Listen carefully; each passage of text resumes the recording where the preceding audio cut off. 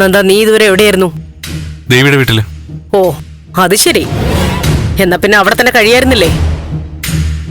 കുറെ നാളുകളായിട്ട് പിരിഞ്ഞു നിന്നല്ലേ ഭാര്യയെ? അങ്ങനെ വിചാരിച്ചേ. പിന്നെ അമ്മ തനിച്ചല്ലേ ഇവിടെ. അച്ഛനെപ്പോഴാ വരുന്നതെന്ന് പറയാൻ പറ്റില്ലല്ലോ. ദേവി തന്നെ നിർബന്ധിച്ച് പറഞ്ഞയച്ചതാ. ഓ, ഭർത്താവിനും മകനും ഇല്ലാത്ത കരുതൽ മരുമകൾക്കുണ്ടല്ലോ. ഭാഗ്യം.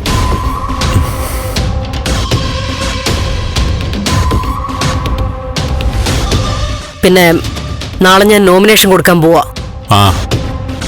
ആന്നോ? നിന്റെ അമ്മയാ ഞാൻ. ഒരു വലിയ കാര്യത്തിന്റെ തുടക്കമാ നാളെ. അത് പറഞ്ഞപ്പോ ചുമ്മാ അങ്ങ് ആന്ന്. അമ്മയോട് എന്ത് പറഞ്ഞാലും സന്തോഷമാവെന്ന് അറിയാൻ വയ്യാത്തോണ്ടാ ഞാൻ ഇങ്ങനെ നിന്നത്. അമ്മ നോമിനേഷൻ കൊടുക്കണം, ജയിച്ച് MLA ആവണം, ഒക്കെ സന്തോഷം തന്നെയാ. പക്ഷെ ഒരു അപേക്ഷയുണ്ട്, മനുഷ്യത്തില്ലാതെ പെരുമാറരുത്. പറഞ്ഞുകൊണ്ട് വരുന്നത് മനസ്സിലായി.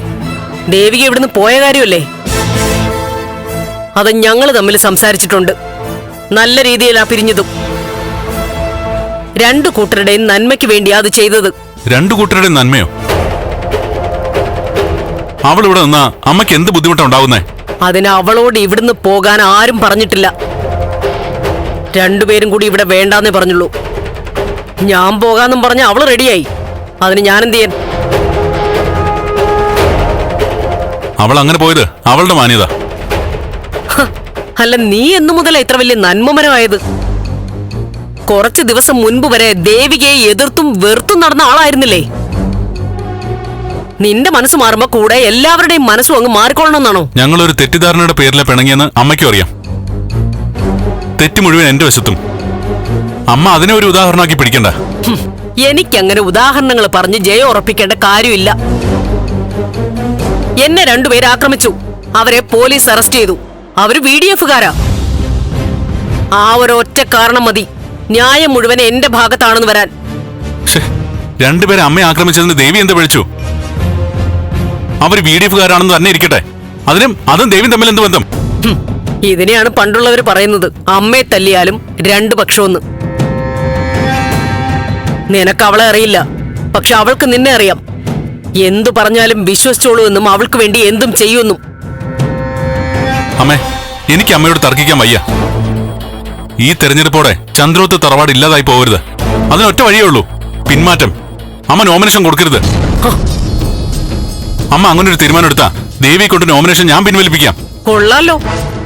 ഇതേ ഒരു അവസ്ഥയിൽ നോമിനേഷൻ കൊടുക്കരുതെന്നും പറഞ്ഞ അവളുടെ പിന്നാലെ ഞാൻ നടന്നത് ഓർമ്മയുണ്ടോ? അന്ന് നീയും അവളോട് പറഞ്ഞു നോമിനേഷൻ കൊടുക്കരുതെന്ന്. അവൾ അനുസരിച്ചോ? അവള് ചെയ്യാത്ത കാര്യം നിന്റെ അമ്മ ചെയ്യോ? നടക്കില്ല. നാളെ ഞാൻ നോമിനേഷൻ കൊടുക്കും. നാളെ തന്നെ പത്രസമ്മേളനമുണ്ട്. അതില് പല കാര്യങ്ങളും ഞാൻ വിളിച്ചു പറയും. അമ്മേ, ദേവിയുടെ ജയം ഉറപ്പാ. നിരീക്ഷകരും സർവേയും ഒക്കെ അങ്ങനെ പറയുന്നേ. ടിവിയിൽ വരുന്ന വിശകലനമല്ലേ? അവര് റേറ്റിംഗിന് വേണ്ടി ഓരോരുത്തരെ ജയിപ്പിക്കുകയും തോൽപ്പിക്കുകയും ചെയ്യും.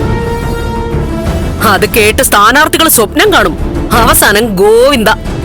അവളാണ് ജയിക്കാൻ പോകുന്നത്. അതൊക്കെ സ്വപ്നത്തിൽ. ജീവിതത്തിൽ ഞാനാണ് ജയിക്കാൻ പോകുന്നത്. എന്നിട്ട് വേണം എനിക്ക് ചിലരോട് പലതും ചോദിക്കാൻ.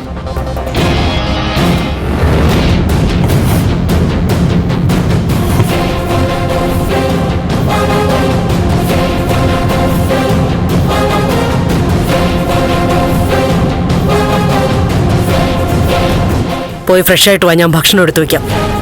ഞാൻ കഴിച്ചു.